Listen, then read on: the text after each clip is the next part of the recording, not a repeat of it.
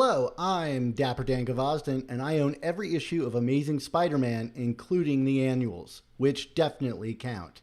Thank you for joining us for the third episode of Season 5 of the Amazing Spider Talk, the show where two fans and collectors uncover the strange, fun, and fascinating history of the Spider-Man comic universe. If you want to swing along with us on our journey through Spidey's past, present, and future, subscribe to the Amazing Spider Talk on your favorite podcast app.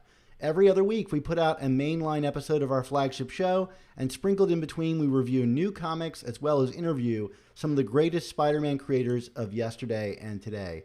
This, as always, is the perfect time to start listening. In this season of the Amazing Spider Talk, we're going back to the mid-'80s, when comics were changing, embracing new visual styles, aging up with their audience, and ditching formulas that had defined serialized superhero comics for decades. For Spider-Man, that change came with the beloved run of Roger Stern and John Romita Jr., a short but unforgettable series of comics whose impacts are still felt in today's webbed adventures. In today's episode, we're going to be discussing one of the most beloved Spider-Man stories from the Stern run, and really, the history of the character. Yes, you better believe it, we're talking about The Kid Who Collects Spider-Man from Amazing Spider-Man number 248. And if you haven't read this story or have seen one of its various adaptations or homages, we advise that you do so, as the story packs quite a punch that I think will be mitigated by our discussion today. I would hate to be the guy that ruins this story for you in some way. However, unfortunately, Mark had to sit out tonight's episode, and I couldn't talk about this story alone.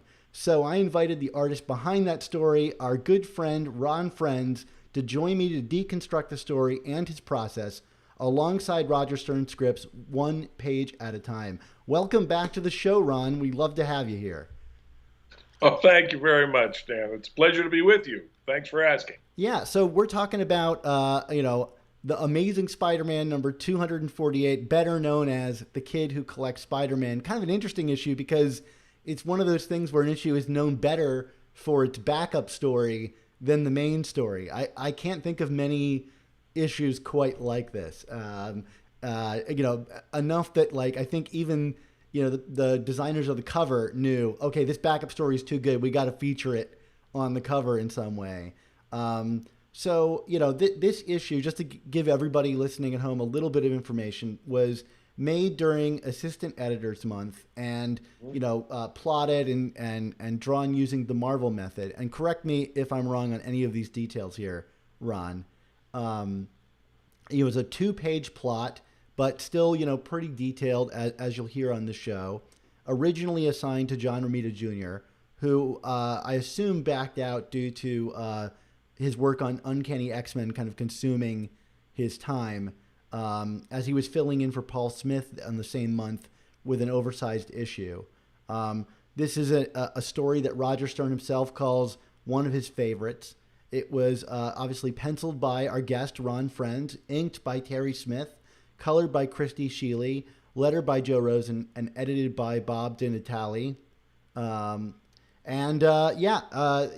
It's a favorite issue. I would say top 10 Spider-Man stories from most people. Enough that it was even adapted into an episode of Spider-Man the Animated Series from the 90s called Make a Wish. So Ron, you're here. This is one of your earliest comics drawing Spider-Man. I believe you drew him in a Marvel Team-Up issue that was at least released before this. Where does this comic fit into your career history? Very early in my interactions with Spider-Man, I think I had also done, whether it had been printed, I really don't know, Dan. I had done an issue of Peter Parker with Bill Mantlo that featured Jonah Jameson. I Cover the Waterfront it would have been before because it was still Tom DeFalco as editor of the Spider-Man titles. And yes, I had done Spider-Man in some Marvel team-ups, a Marvel team-up annual, and a few issues. I was like the regular Marvel team-up guy briefly, although it doesn't really even seem like it. The Assistant Editors Month came up. From what I've heard from Tom DeFalco, Roger Stern had this idea I don't want to get too ahead of the conversation, but I was utility guy at that point, as well as, well, let me think. If I was doing team up, I might have still been on Star Wars too, possibly. I'm not sure. But there was some overlap with a lot of my regular gigs. But working with DeFalco on Team Up is what led to this. And my career at that point had kind of unfolded in the course of the first year or so, pretty much the way you hear it's supposed to. You get one assignment, and that you build on that to another assignment. You prove that you're reliable, and editors start hearing that you're reliable, and they take a shot with you. um, Spider-Man guest starred in Kesar, which was my first regular gig at Marvel. And Tom DeFalco saw Spider-Man and saw that I didn't screw up the character so badly that you couldn't recognize him. So he thought of me for Marvel Team Up when that became open. And I did some Marvel Team Up. And again, I didn't destroy the franchise or anything. So I was on deck. And when Roger Stern came up with this idea, and Tom DeFalco said, I want to buy it. And Roger said, but at best, it's like an 11-page idea. Where would you put it? And he goes, I don't care. I want to buy it. If we either put it in an annual or we'll find somewhere for it, but it's golden. I want to buy it. And he said, type it up. So when Assistant Editors Month came around, that's where the discussion led. What can we do that's special? And, I think it's one of the reasons why they gave it some cover play is because it was just unusual for Assistant Editors Month to have two stories in an issue of Spider-Man to begin with. So I think that's one of the reasons they play up both stories. But this issue was right in the transition, the editorial transition between Tom DeFalco and Danny Fingeroth on the Spider-Man titles. And Tom's intention was to give me The Kid Who Collects, but it was ultimately going to be Danny's call as the new editor. And Tom didn't know what Danny's decision was going to be, so he gave me a heads up, but he said the decision has not been made. You'll either be doing The Kid Who Collects Spider-Man, or you'll be doing the wrap-up of the Thunderball story. That also would have been a possibility. So he said, Danny will let you know what his decision is. And Danny decided to stay with Tom's initial decision and give me The Kid Who Collects and let Romita Jr. finish up the story that he had already started in the prior issue. So I don't know how much the schedule on X-Men really impacted the issue or not. The Assistant Editors Month is one of those things that was as much fan relation as anything. I don't know how much Bob DiNatale was really the guy who made all these decisions and calls behind the scenes or not. I have no idea. It's possible that it's exactly the way we read about it in the bullpen bulletins, but some of my impressions were that a lot of that might have been just for the press. And of course, the inker was Terry Austin. I think you had a slip of the tongue and said Smith, but my apologies. That's okay. But yeah, and the opportunity to work with Terry Austin. Of course, you can't go wrong on this issue, because if I would have done the Thunderball portion, I believe Brett Breeding inked that. So one way or the other, I was going to get some decent inking on this one, some of the best in the business. So, but yeah, that's how it was. I was approached about it. They said it was an 11-page story. It was, I was still in no way the regular Spider-Man guy, or even knew that I was being considered as the regular Spider-Man guy. So I was sent the plot, and I'm very happy to this day that I was. Yeah, that's. I apologize for the slip up regarding Terry. His inks are incredible. So I want to make sure that I get that right. You said you were very lucky, and I think, this is a great story to have been able to work on. I guess I'm curious, looking at this as a complete piece before we break it down, what does the story mean to you now? Is there a specific kind of emotional resonance you place on the story, both in its content and place in your career? Not so much the place in my career. The Emotional response is just very natural because I've been a Spider-Man fan since I was, 6 or 7 years old. I think I might have actually discovered Spider-Man through the old '67 cartoon in syndication, and I had some Ditko reprints. But the first issue I bought off the racks was in the number 60s. I believe it was number 60, so it would have been like, I think, 67, 66, 67. And I fell in love with the character and was motivated as much by my love of Spider-Man, which became a love of Marvel, which became, solidified my love of comics. I mean, I started with DC like everybody else, and solidified my desire to someday do this for a living. So to be on the verge of working on Spider-Man stories, which I've gotten a chance to do a little bit as we discussed, these 11 pages are Peter Parker. I mean, it's, if you want to say to some new reader, this is why I love Spider-Man, you could hand them this story, and if they're paying attention, everything you love about Peter Parker is in this story. His humility, his humanity, everything is on display in this story. And the fact that I don't know if you've had an opportunity to talk to Roger about it. I can give you a little bit of background, having discussed it with Roger. He dreamed this. He literally dreamed this story. Wow. And woke up the next morning. Yeah, and woke up the next morning thinking this must have been a Superman story he read as a kid or something, that it must have been lodged, a memory that was lodged somewhere. So he spent the next several days pursuing people at the Marvel offices and everybody. He would run the story past them and say, is that original, or did I read that somewhere? Did I, and nobody could tell him that they had heard it anywhere else. And ultimately, he went in, as I did mention briefly, he went into Tom DeFalco's office and bounced it off of Tom. And Tom said, I never heard it before. It's fantastic. I want to buy it. And, structure it however you need to structure it. Let's do this, that kind of thing. So he was, it's such a pure, simple idea. And, Roger, his instincts were actually, were spot on in doing it as an 11-page story rather than as a B story in a larger context. I think keeping it separate as a moment, a distinct moment in Peter Parker's life was a very smart move. Because you could see this happening while he, You could have seen it broken into scenes in a larger context with, a fight with a bad guy somewhere in there and all.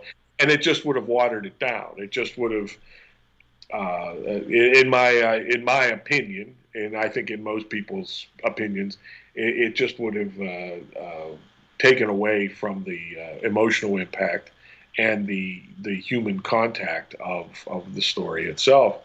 And, it's a wonderful character piece is what it is. I mean, you are spending time. It's a wonderful 2-character play where you're spending time with 2 characters and you're finding out about the characters in the course of the conversation. And the writer is skillfully telling you what you need to know on every single page as you need to know it, and it just is like a perfect domino play. Everything falls into place, and you find out everything at the moment you need to find it out, and the story moves along, and then of course it does have its incredible ending that we don't want to spoil for anybody. So Oh no, we're going to spoil it. If you haven't read this, come back to this later. We're going to spoil this. Exactly. It's 11 pages. Go read it and then come back and watch the rest. Right. Exactly. Reflecting on some of the things you're saying, I can't help but think that I would put this in my top 3 Spider-Man stories. And it's funny that this and Amazing Fantasy 15, they're both 11-page Spider-Man stories and are amongst my favorites. There's there's a joy to the simplicity. But what makes me happy, and Ron, I'm going to pay you a compliment here, which I know you don't take terribly well, but I'm really glad that you got this story instead of John Romita Jr. because, having, I think, a different artist on this story removes it from the timeline of Spider-Man, or the immediate continuity of the present series with Stern and Romita Jr., and it makes it a timeless tale, not to mention that your pencils are very Ditko-esque. It makes it an evergreen story to me. It's something I can always return to without worrying about where in time this is placed. I mean, this could be a 19-year-old Peter Parker. It could be a 28-year-old Peter Parker. I mean, your drawings give it some specificity, but, I think this could fall anywhere on Peter's timeline and be reflective of the character at that point in time. And that's something that I love about it so much, and why I find it, so endlessly return-toable, if you will. Yes, I had never thought of it in that context before, but I understand what you're saying. But frankly, and thank you for the compliment, but at the same time, I steadfastly believe that unless you would have given this to, and I've heard about people like this, unless you would have given this to somebody who said, I don't want to draw this, I want to draw space aliens attacking and flying saucers, and completely butchered the 11 pages. Anybody who, everything was on Rogers, as we'll discover as we move forward here. Everything's on the page. My job as penciler was to stay out of the way and let Roger tell his story, and to help where I could, but generally stay out of the way. The one thing that was my decision that I think has lent to that timelessness that you're talking about was that as I read the story, what really impacted me was that this was a Peter Parker story. Spider-Man does not do anything overtly Spider-Man-y in the course of the story. He's not jumping around. There is a display of his powers, but he's not in action a lot or at all. This is about Spider-Man looking like Spider-Man, standing there or sitting on a cot having a conversation. Now, to me, that meant the person who did that the best, in my humble opinion, being a huge Romita fan, was Steve Ditko. Steve Ditko had Spider-Man standing uniquely like Spider-Man. Right. He did everything uniquely like Spider-Man. And I needed you to see Spider-Man and not just the human figure standing there with the Spider-Man costume drawn on it. So that was, I felt, the best way for me visually to serve this story was to make sure that every time you saw Spider-Man in conversation, just standing there or sitting there, he had to be Spider-Man.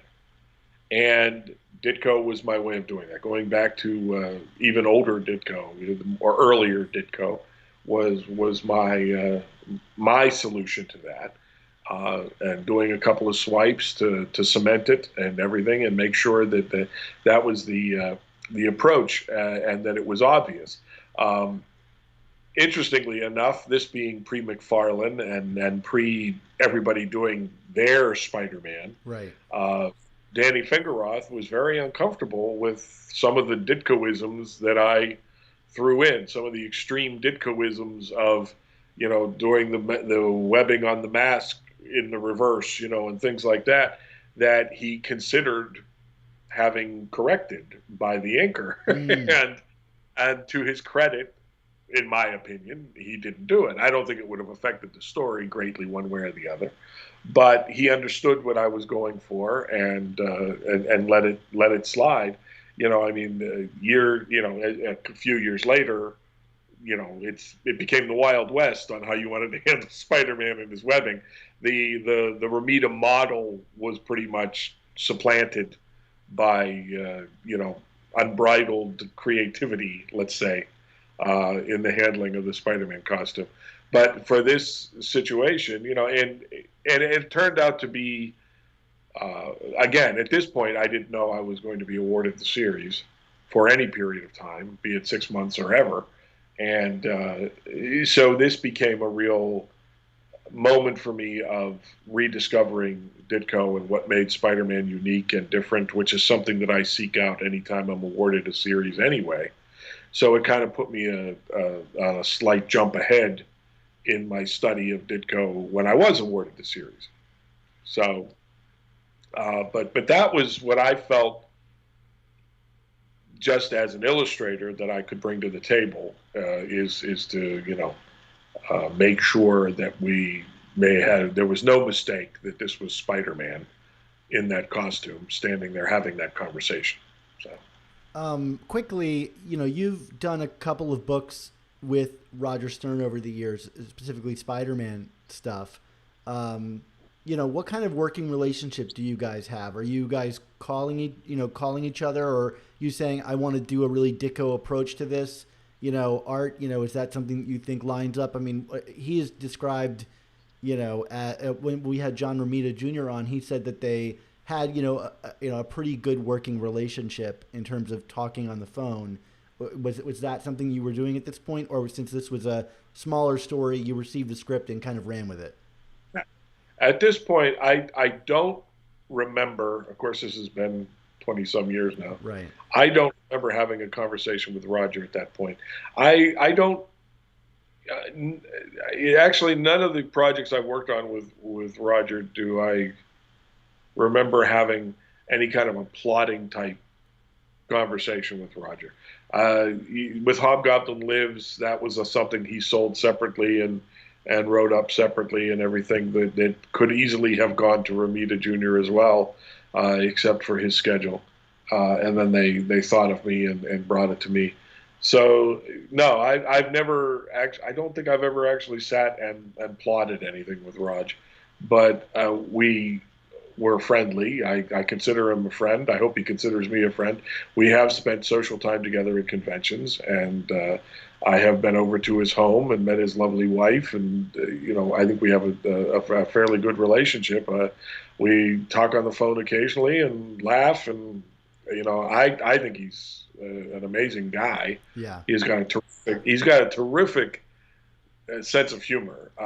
He comes across very reserved and kind of laid back, but he's got a wicked sense of humor, which I really appreciate. And so he's a terrific person and a fantastic writer. I have incredible respect for him. And we've had enough interaction over the years that I get the impression, I hate to speak for other people, but I get the impression that he has a certain amount of respect for what I do. He did a portfolio years and years ago after we had met early on and done some conventions together up in the area of upstate New York that he's from, Ithaca. Yeah. Oh, yeah. And we had spent some social time together and everything. And he had an opportunity to do a portfolio of his concepts that he had never gotten into print. And he actually approached me about doing one of the plates, one of the characters. And then he did a write-up. He got John Byrne to do one, of course. And, Roger's friends with most of the big names in the industry. So I was flattered to have been asked, and he did a little write-up for each of the illustrators on each of the plates.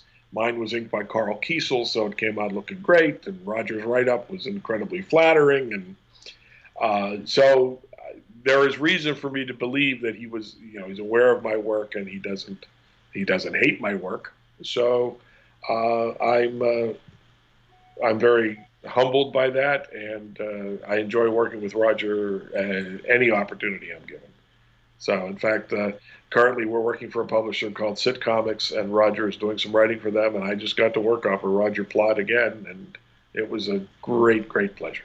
That's great. Well, so speaking of Roger plots, let's talk about how we're going to handle this conversation. So, we're going to read through Roger Stern's original script, with each page that we turn as we deconstruct this comic.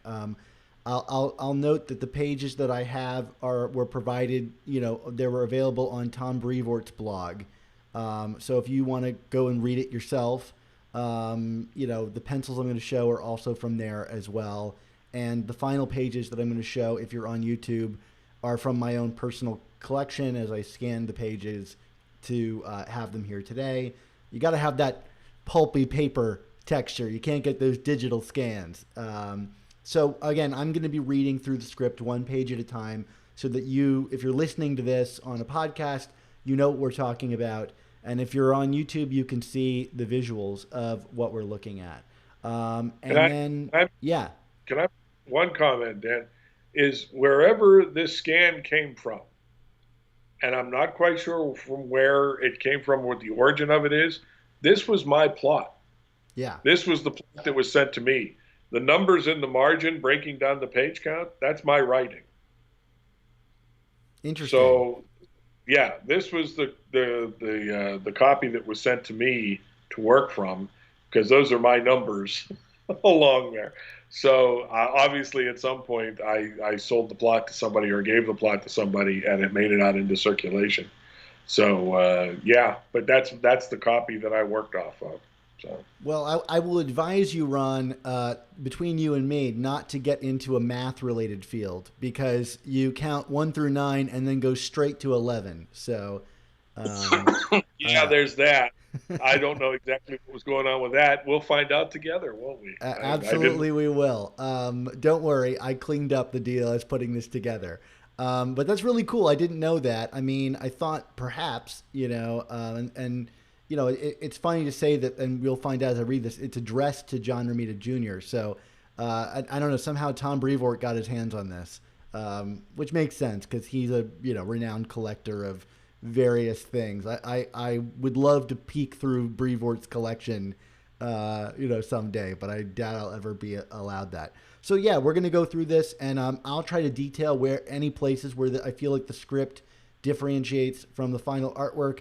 And I'll operate as the person that is talking about how great Ron is because he can't do that. I'll put it out there. So I will blow hot air Ron's direction. Okay. So let's get started with this. So the script starts. Okay, John, this is a tearjerker of an issue. There's a newspaper article that goes along with this one. See enclosure that will be seen in bits and pieces throughout the story. We're doing a Will Eisner number on this one, as you'll see. So then we get to page 1, and page 1 is described by Stern this way. Splash page is kind of weird. The top third of the page is the beginning of the newspaper article, set up like one of Jimmy Breslin's columns. But we don't see the whole article, only about down to the point where it says, Tim collects Spider-Man. The rest of the article is tattered away, as though someone had badly ripped the article out of the Daily Bugle and laid it over the top of the page. The rest of that page is the darkened bedroom of Tim Harrison. Tim is sitting up in bed, surprised, as Spider-Man comes in the window like Peter Pan. Tim's bedroom is in a sort of cottage bungalow on the grounds of a children's cancer hospital out in the country, but we won't know that until the story's end. It should look more or less like a 9-year-old kid's room, maybe a little Spartan, and there should be a big old steamer trunk at the foot of his bed. And so that's the script or plot for page 1. And, I think, Ron, you translated that exactly as put. So looking at your pencils in the final page here, does anything strike you or your memory about putting together this big opening, like I would say reminiscent of Ditko, a big opening splash to start the comic off, laying out all the elements at play here? Does anything strike you looking back on this artwork? Only that when Mr. Brevoort did his essay on this, he pointed out my Ditko swipes, but that shot of Spider-Man, the orientation of it and the approach of it was taken from a John Buscema, Jim Mooney Spider-Man issue, because I didn't want to try to involve the window per se. I just wanted, Spider-Man to be Spider-Man on this thing, and of course I went with full Ditko detail and everything. But there is an issue of the Amazing Spider-Man. I don't know what number it is. It was during the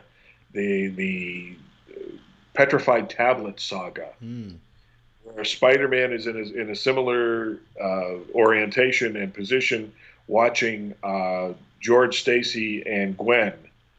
He was talking to George, and Gwen came in, so he made himself scarce up on the ceiling to hide from Gwen.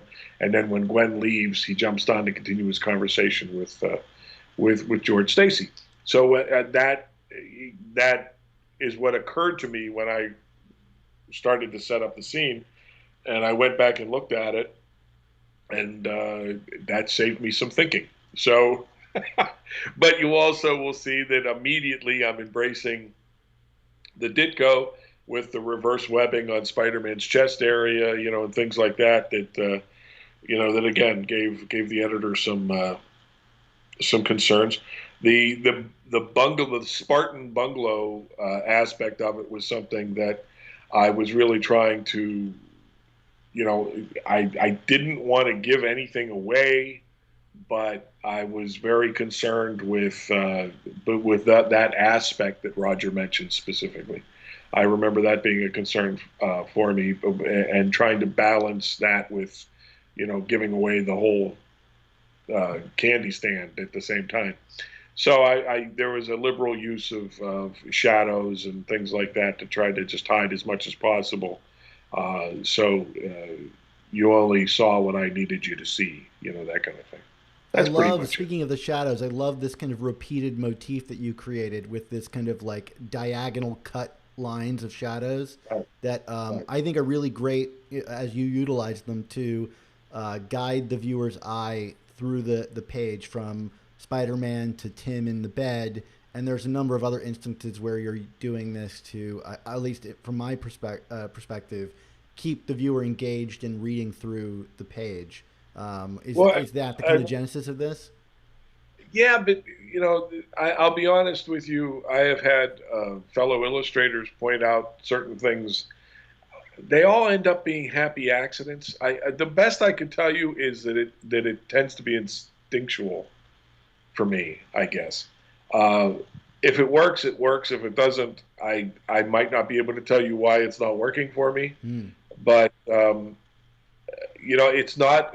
I can't cop to the fact that it is a cognitive thought process. It's just what works for my eye as I'm developing the thumbnails and such. So thank you, but I don't know how much credit I can take for it because it is instinctive more than anything. Yeah. So you mentioned swipes, and some listeners or viewers of this show might not know that terminology, and we're going to be talking about this, I think, throughout this process. Can you tell people a little bit about like what is a swipe? What does that mean? And also like swipes kind of have like they over the years, like you have artists like Greg Land who have gotten a lot of kind of like vitriol thrown his way for frequent swiping.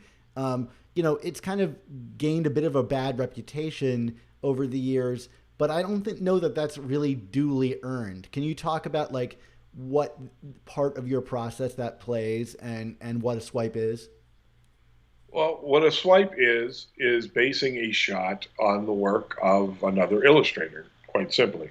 If you want to call it ripping off or stealing or something, when it became useful and as it evolved, when it was first introduced, it was introduced as a way of keeping a consistency in the artwork, of keeping a consistency with the way a character moves.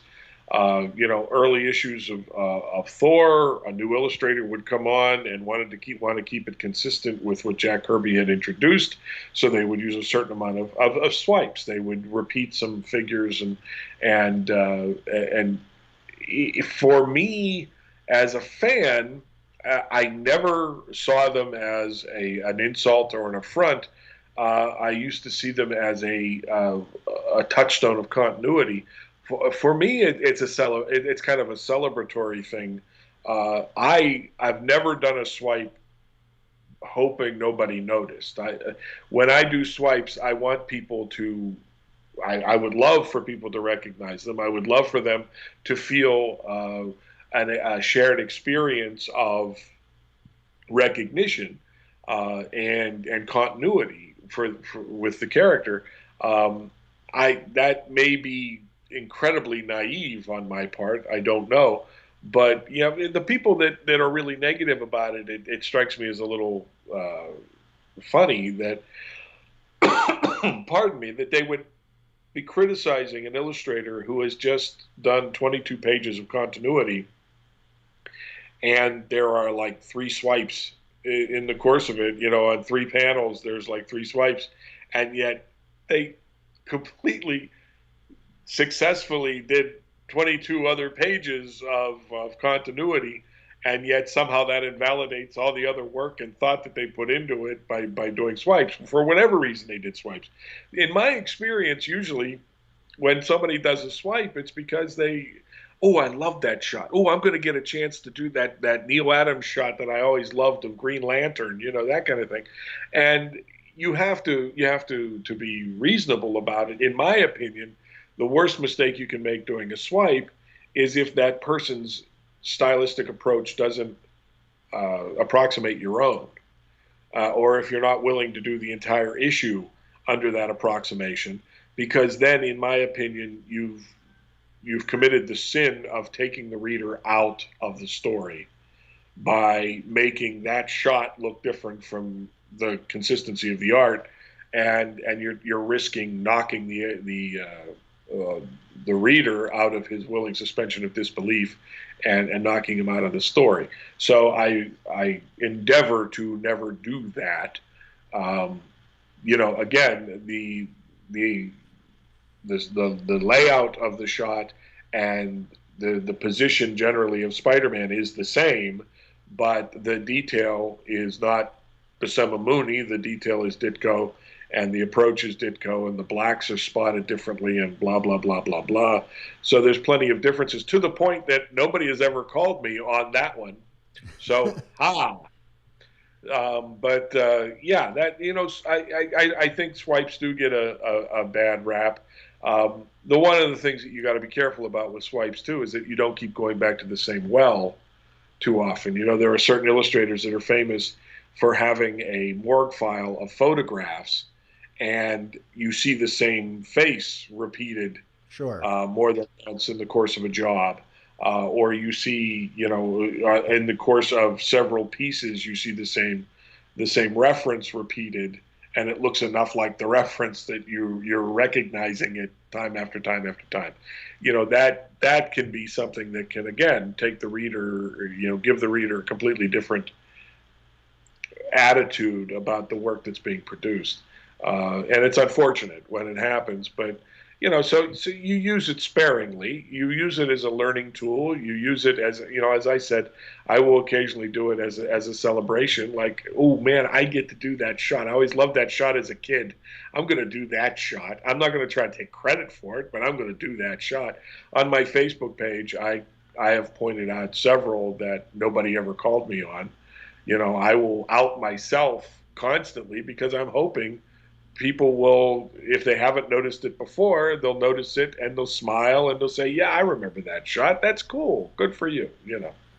If they don't react that way, say la vie. When you get a plot like this, what are your, just before we get into it, I saw, those lines you drawing page by page. What's your process for, approaching a book like this? You lay out each page, you see your content. I mean, broadly, what is, when you receive something like this? I do a thumbnail stage. I don't know if I ever sold the thumbnails to this job, or if they might be in a box somewhere. But I first do picture an 8.5 by 11 sheet. Now picture it divided into 4 smaller versions of a page. And I go through the job page by page. I do the whole job in thumbnails first, because that's where I do my pacing, and that's where I make sure that it all feels cohesive and holds together.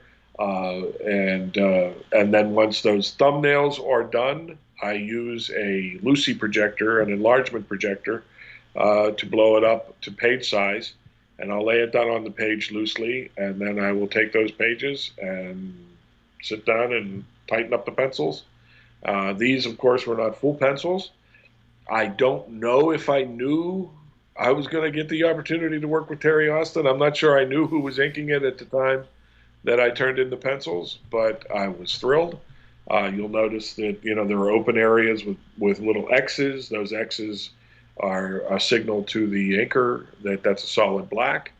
And at that point in my career, very early on after I was hired at Marvel, they indicated that they liked my storytelling and that my major contribution was to be storytelling. When I was hired, not so much on Kesar, but when I was hired on Star Wars, it was under the auspice that Tom Palmer was the look of the book, and he was already in place. And Walt Simonson had moved on from doing layouts for him, and they were, I was very aware that I was being brought in to tell the story visually and to do layouts for an already established finisher. So this was a breakdown job. My breakdowns tend to be a little tighter as far as the actual line work, but I do take the opportunity to leave large black areas. I spare the inker the graphite, and they know what the indications indicate, and they go from there. So. Is that Star Wars poster on the wall there like a nod to you working on Star Wars at the time? Was that? I mean, other than just being something a young boy would be into? I think it was more the young boy thing than anything, because Star Wars was, very much the vogue of the time. I don't remember it being, as much of a personal Easter egg or anything. It was more the fact that if you were going to put a poster in a young boy's room at that point, it would be a Star Wars poster. And at one point, I know at the point that Mr. Brevoort wrote his essay, he said you wouldn't get away with that anymore. But now Star Wars is back at Marvel, so right. I mean, it probably would be okay. There's a certain amount of fair usage for things that are part of the public thing. I mean, right. the things that are out there in the atmosphere. I mean, you could do like a Coca-Cola sign in Times Square, things like that. So I can't imagine it would be that big of a deal. I mean, you're certainly not selling the book on under the auspice of, look, there's a Star Wars poster. So I can't imagine it. I can't imagine anybody would make trouble about it, but then what do I know? I'm not an attorney. That's why I bought it when I was a kid. I had to have that tiny, tiny Star Wars poster. Yeah, forget the Romita Jr. breeding art. Forget the cool story. Forget it was the Star Wars poster on page 12. Yeah. So Tim Harrison himself, I mean, is this a real kid? Where does this visual come from? Is he modeled after anyone in particular? No, he is modeled after. I mean, we've already, from reading the plot, about the cancer clinic and everything. So there was, I don't know whether Roger describes it or whether it was just something I was aware of. I wanted to make his hair look thin without giving anything away. We didn't want him to be bald or anything like that. But I was trying to give him a haircut that wouldn't give anything away. And I probably could have gotten away with less of the eyebrows or something like that. But no, it was really me trying to, stay with the Ditko feel and come up with a young kid who had an expressive face, because it was going to be all about the expressions, Well, very cool. A great start to the story. So let's go to page 2. Okay. So page 2 reads, Tim can't believe his eyes. Spider-Man here in his room. It can't be real. Spider-Man hops up onto the ceiling. What's not real, Tim? Skitters down a wall. Me? Nope. I'm real. All right. Zips under the bed. The one and only genuine article. Tim rubs the sleep out of his eyes with Spider-Man out of sight under the bed as if it never happened. And ta-da! Tim and his bed are lifted ceilingward by Spider-Man. So a really dynamic page. It's probably about the most movement you're going to get out of the characters here, and wide-eyed Tim looking on in disbelief. I'll let you get started here. Anything you see, Ron, that you want to comment on before I ask you any questions? only that it was page 2 that gave me permission to put Spider-Man up on the ceiling because he was going to end up there anyway. And this was also a matter of me trying to compact the action to the point that I wasn't doing too many smaller panels as far as him skittering. As I'm looking at it now, I could have used a multi-image Ditko trademark of Spider-Man skittering along the wall or something, But I was also interested in communicating Tim's initial joy, but also his initial confusion and the where did he go stuff and everything. That I didn't want to go to 9 panels on a page yet or anything, and I didn't want to do it at all if I could help it. I wanted to save it for the more intimate moments. So I did compact a little bit of the action and start him up on the ceiling instead of coming through the window and blah, blah, blah. But other than some of those choices, no, I don't have a lot to say. I was, camouflaging some of the room with shadow. I was using the noir shadow to kind of, center in on Tim and keep things simple with a chest of drawers and a dresser and things like that. And that's the first we actually see, since we were going to be picking up the bed, that's the first we see the what was it called? The I think thing. he calls it a big old steamer trunk. Steamer trunk. There you go. That's the first we indicate the steamer trunk because it will play a larger part in it. But because of the way I was planning on staging the action, it's off to the side and not right at the foot of his bed yet. But there you go. It's mostly, yeah. I did not read the plot again before we sat down to do this, so there are things that are different that I'm hearing for the first time that I wasn't following things word for word. But yeah, hopefully it captures the spirit of what Roger intended, and that's the magic of working Marvel style.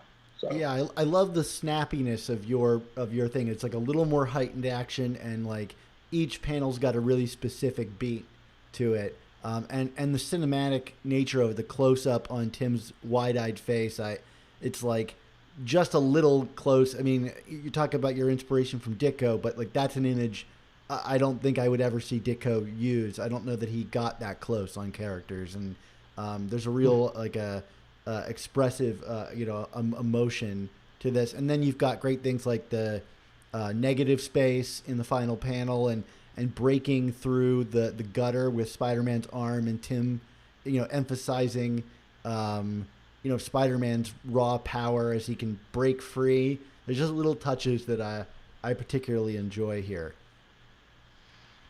Well, thank you very much. And of course, you can also see what the inker brings to breakdowns. You can see what what Mr. Austin is adding at every point. As far as like the pattern on the rug, he ended up using some kind of a zipatone to keep it more under control and to keep it contained.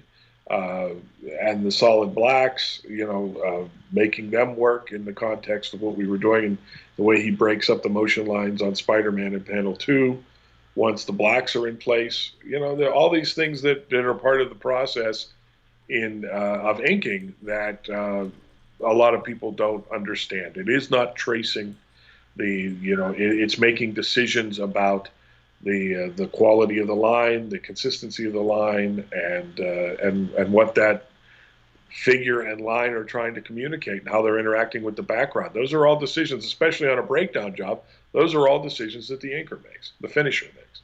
And your Spider-Man is definitely of the slimmer variety, like Ditko style, than say like the more kind of muscular Romita. Although this is probably the most like buff his physique looks throughout this comic. Well, yeah, I mean, some guys go nuts. There's Diodato. Diodato made Spider-Man look like Captain America at times. Yeah. Things. I've never been a fan of that. I've always been a fan, especially if he's in a room with other superheroes, that he's 5'10" and everybody else is 6'1", and that Spider-Man stands like a man in a costume, while Thor stands like a god and Captain America stands like a statue, things like that. So that kind of one-to-one comparison, when you don't have that to fall back on, you go with Spider-Man being Spider-Man-y. You pull out your Ditko and you try to maintain that lovely character to the figure. So Okay, let's move on to page 3. So here it's what Roger writes. Spider-Man then shifts his grip and lowers the bed gently so that standing beside it, Tim is bouncing up and down in his bedclothes, thrilled out of his skull that his hero has come to visit him. But how? Why? Spider-Man tells Tim that he saw the article about the young spider collector in that day's Bugle. You couldn't pass up the opportunity to meet such a faithful fan. I understand you're a one-man clipping service. Cut to another torn fragment of the newspaper article, shown as Section 2 on the article Rough. Then back to Spider-Man and Tim digging through the steamer trunk. Spider-Man is looking through some old kinescope reels of his TV appearances, pulling off a little film and looking at it up to the light. Son of a gun, I almost forgotten this one. There's a few swipes here that I think are maybe a little more obvious than the first page one that I really enjoy. That second panel, straight out of a Ditko comic. Do you know the exact issues that you pulled those from? I do not. I do not. It's been way too many years. I'm afraid I don't know uh, where it would have been swiped from. There's obviously heavy Ditko there, and I'm sure I was looking at a shot, but no, I don't remember where. But I don't know if panel 4 is a lift or not. It was me trying to capture that quirky Ditko stance on my own to serve the shot. But I don't, whether or not that's actually a lift. I have no idea. I have no idea about panel 1 at this point, I'm afraid. But it is a matter of just telling the story as clearly as possible at this point. And this is much more what my memory was of me just trying to give Roger what he was asking for. Sure. Uh, I mean, you gave him buns of steel in panel 4, so I'll give it that. Spider-Man's looking pretty good. Oh, I'm absolutely sure you could bounce a quarter off of that monster. But I also want to give a shout out though that this is one of the best jobs I've ever seen of post production, whether it was Mr. Di Natale or whether it was Danny Fingeroth or whoever was in charge of the production on these the article snippets.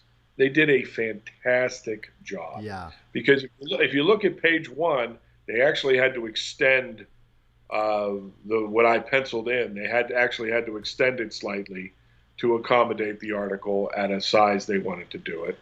But just the fact that they were putting little pieces to the sides and everything to make it look like it was torn from a newspaper. I was just impressed as heck when I saw the finished product. I was so proud to be a part of this piece. I mean, they even left out the panel border to the lower right of panel 3, the way I intended in the pencils, and the colorist picked up on it. And you don't always get that kind of sense of synergy that everybody's paying attention and that everybody's doing their job like you do on this one. And it's just a wonderful, wonderful feeling, even for us, when what's the old saying? I love it when a plan comes together. When everybody's on paying attention and everybody's on point, and it just ends up looking really tight and really, it all came together really, really well. It's funny you mentioned the clippings because as a kid reading this, I always wanted to read the whole thing in its existence, not torn apart. It really felt like a real tangible item that perhaps was out there in some way. And so often in comics, they'll use like comic book lettering for that, and it just there's a clash because the difference between what a newspaper looks like and what comic book lettering looks like. So you're right to point that out. Yeah, absolutely. And I wonder if panel 5 is a swipe from Spider-Man looking at his own photos that he's taken for the Daily Bugle. That seems familiar to me. Dan, anything's possible, and if it looks familiar, I'm not going to argue with you. I don't remember working,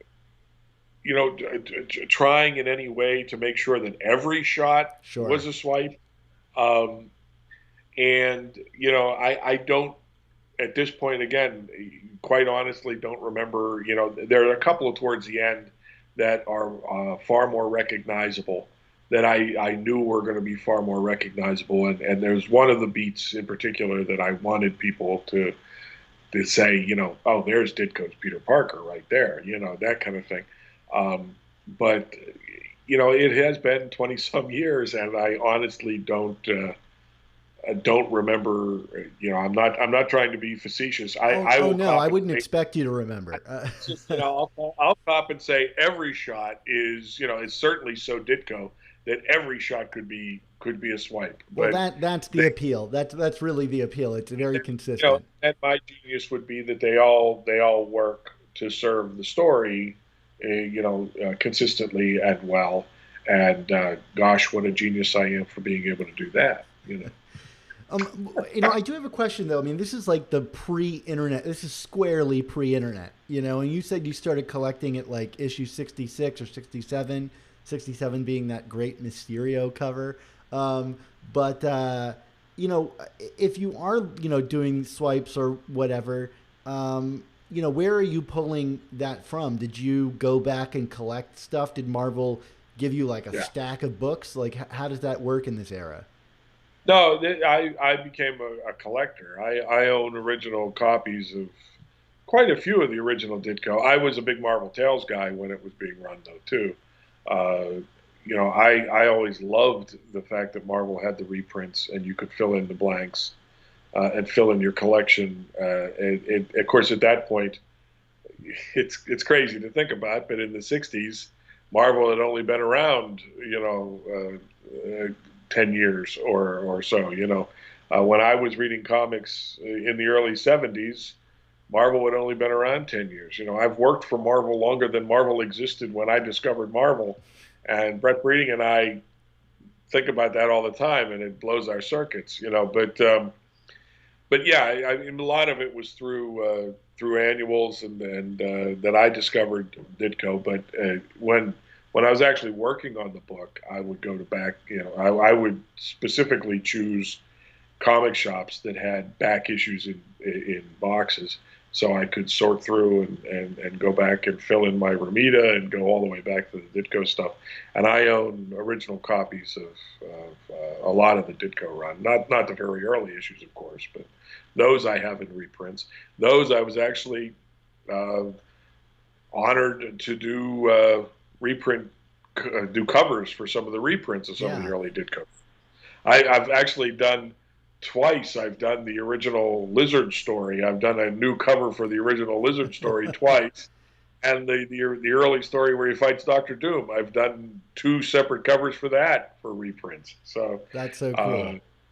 yeah, I have spent a lot of time revisiting Mr. Ditko's work, and it's always a pleasure. Always a pleasure. I gotta admit, I just blacked out there when you said that there was value in the annuals. I just, like, the rest of everything you said just disappeared. I focused in on Hey, that.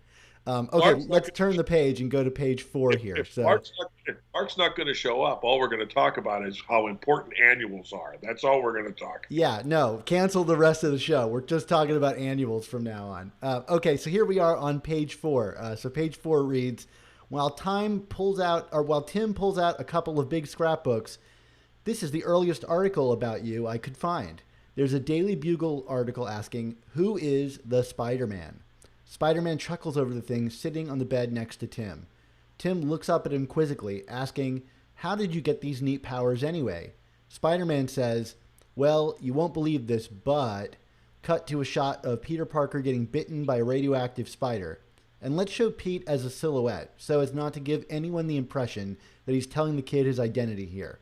Another flashback shot of a silhouette Pete leaping out of the way of a speeding car. And one last flashback of silhouette Pete clinging to a wall and crunching a protruding rooftop pipe. See reference on this stuff. So here you get to do, the mother of all stories a little bit, putting your spin on a Ditko interpretation of Amazing Fantasy 15. And Roger, anytime he does a plot that has flashbacks, he does all the research himself and sends you a packet of Xeroxes of specifically what he's looking for. So he never leaves it up to you, which was fortunate back in the pre-internet days that that he didn't leave it up to you. But Roger was always very hands-on with the pencils too. It's possible that my pencils were sent to Roger. The actual physical pencils might have been sent to Roger uh, while he was working on it, because quite often he would insist on it. So he would have access to the pencils in case he needed to ask for certain changes or something. He could do it right on the boards. So my guess is that he may have had access to the original pencils, and he wrote in the headlines and made sure that everything handled on the page was exactly what was being talked about in the copy and everything.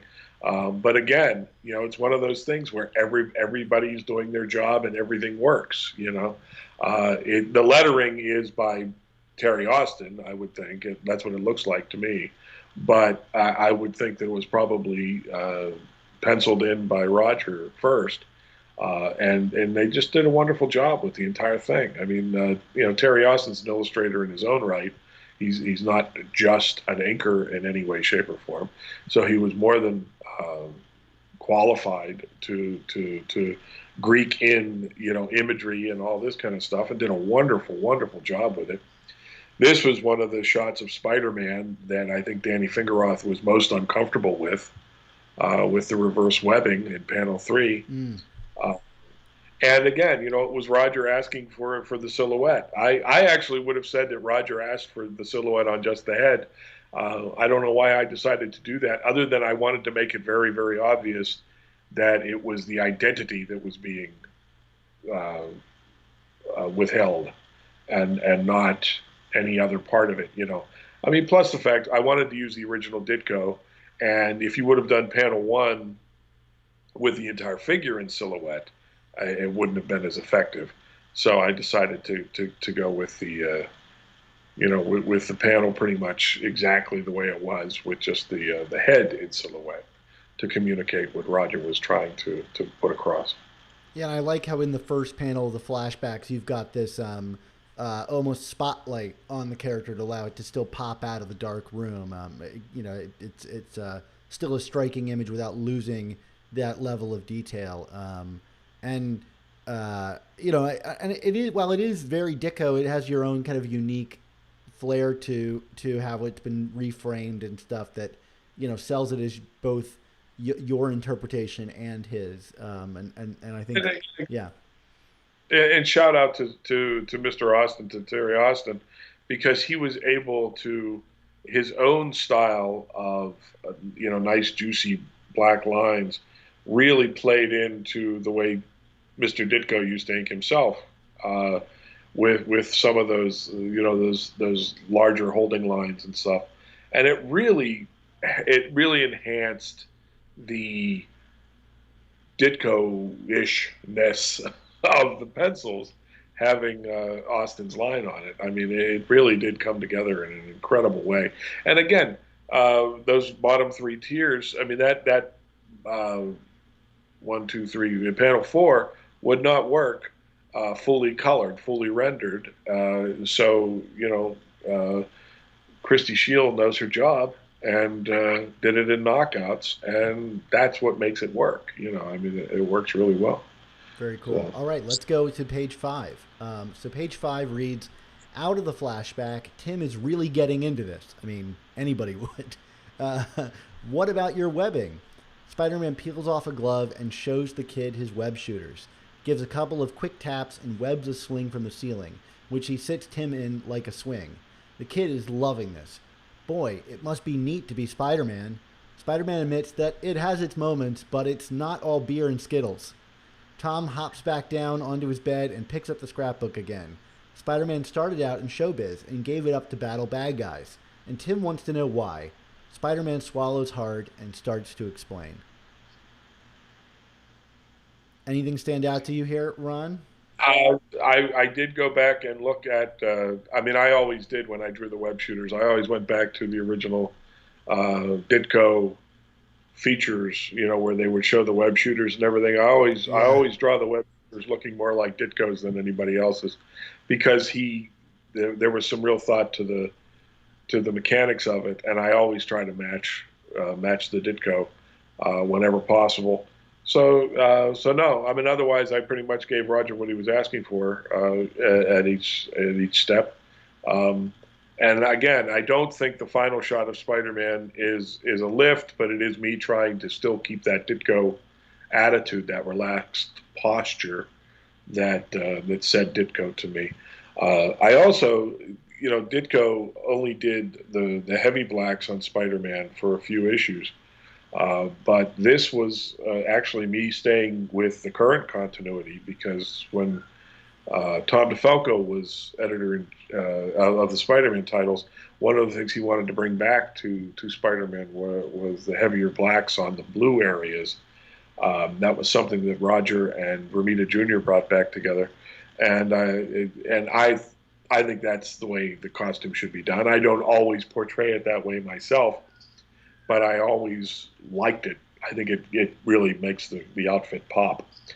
Also the web pits, which are prominent here. I always draw the underarm webbing. It's one of the things that makes that costume the genius that I feel it is. So if you ever catch me not doing the webbing, it's for some reason. I've trumped up some reason in my head not to do it. Like because for me, my headcanon is that Spider-Man has had several different costumes over the years. He's had to make new ones for himself.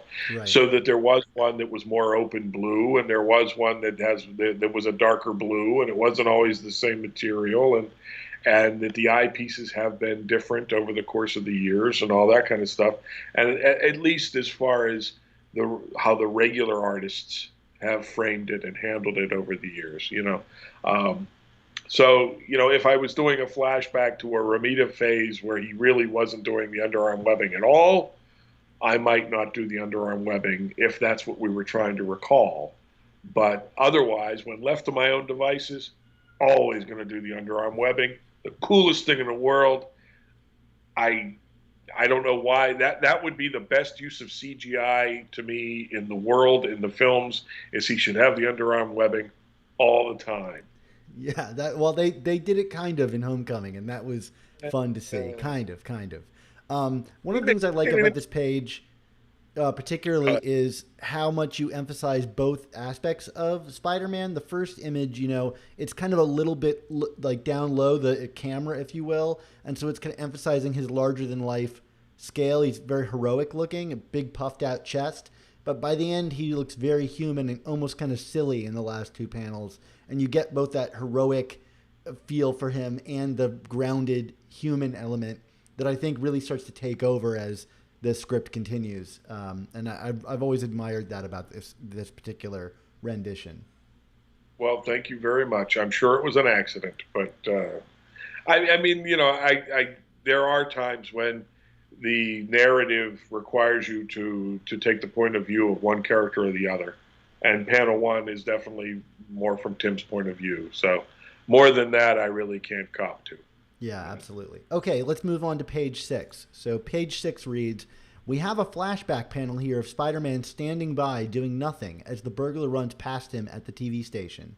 Then a flashback panel of the burglar with a smoking gun standing over the body of Ben Parker, a horrified May Parker off to one side.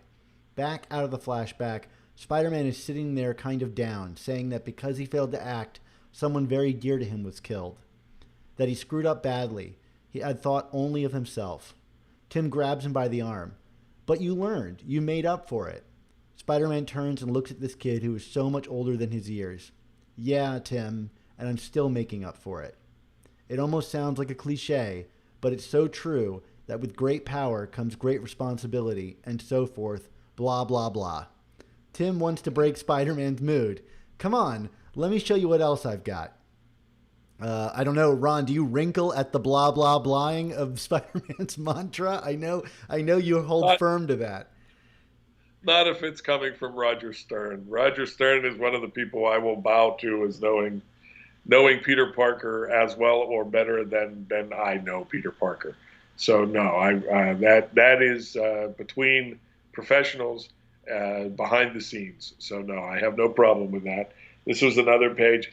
I'm surprised I didn't play up the eye contact at all between Spider-Man and Tim. It's possible that I was trying to go more with a moment where Pete would have a harder time making eye contact because I have him turned away from him 2 panels in a row. So that might have just been the way I chose to communicate the emotion a little bit more. And I wanted to give them some distance because, again, storytelling wise, visually, I wanted Tim to have to call Spider-Man back to re-engage. So I needed him to step away. And again, I'm pretty sure that's not a direct swipe in the final panel, but it's me trying to communicate that Ditko stance that I like so much with the one hip cocked. So, but I was happy with that final panel. I like how kind of self-absorbed Spider-Man is in this moment. You know, not that he's not making contact. He kind of goes into a place of pain that's personal to him, even if he's expressing it outwardly. And I'm curious because I think your art spends more time on Spider-Man's remorse and the value of his credo than Stern's plot does. I mean, obviously Stern is blah blah blahing it, and you've even removed Tim's kind of physical consoling of Spider-Man.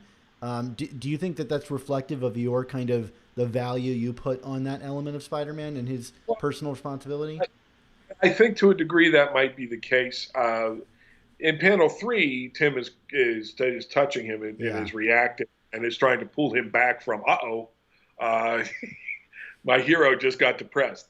For Pete, what I really feel about this scene is that what Pete is feeling is that he showed up at this kid's room because of this article, and he feels like, okay, I'm this kid's hero. I'm not, I'm Spider-Man. I need to deal with this. I'm going to go give this kid this thing, and and he was hoping it was going to be, look, I'm Spider-Man, and all Yeah. this kind of stuff. At this point, this kid has actually drawn out of him a retelling of his origin. Pete never thinks about that origin without feeling like crap. Tom DeFalco and I just had the opportunity not that long ago to revisit Pete's regret. The fact he will live with that for the rest of his life. That he screwed that up and he can't undo it. So yes, I do feel like that is a moment where it became real for Pete. This conversation with this kid became real for Pete, and Roger asks for that to be shown with eye contact, and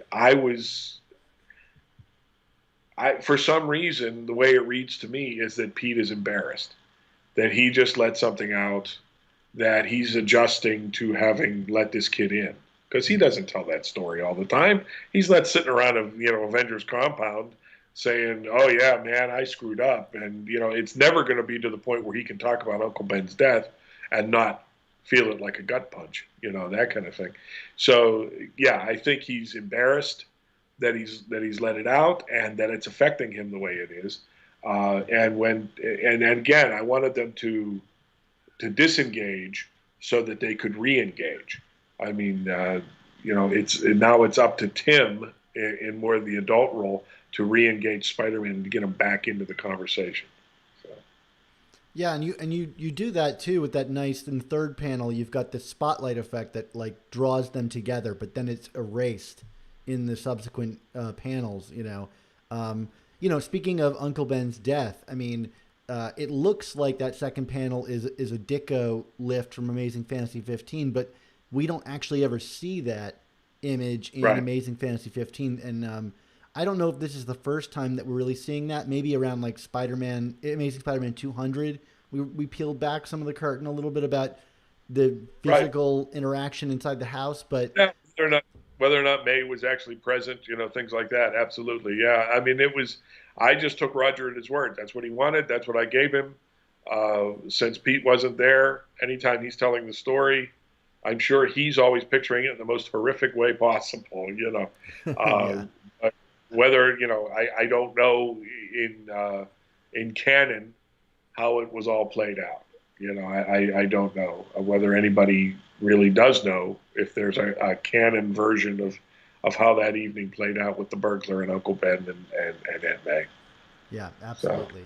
Okay, well, sorry to take everybody away from Ron for a second there, but I want to tell you a little bit about our Slack. Hundreds of listeners like you hang out in our community of Spider-Man fans on the Slack. The amazing Spider Slack community is absolutely free to join, and you can jump into active conversations with awesome people about collecting, conventions, movies, new comics, old comics, and more. I'm there all the time. Just this week, we've been discussing The Falcon and the Winter Soldier show, as well as Abraham Reisman's new book, The Rise and Fall of Stan Lee. So if you want to join this awesome Spider-Man community, just follow the link in the description and be sure to say hi. And once you're there, be sure to let us know what you thought of this new episode. Well, anyway, back to Ron here.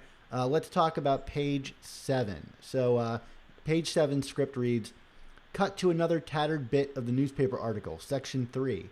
Cut back to Spider-Man holding a jar and watching some flattened 38 slugs roll around in it.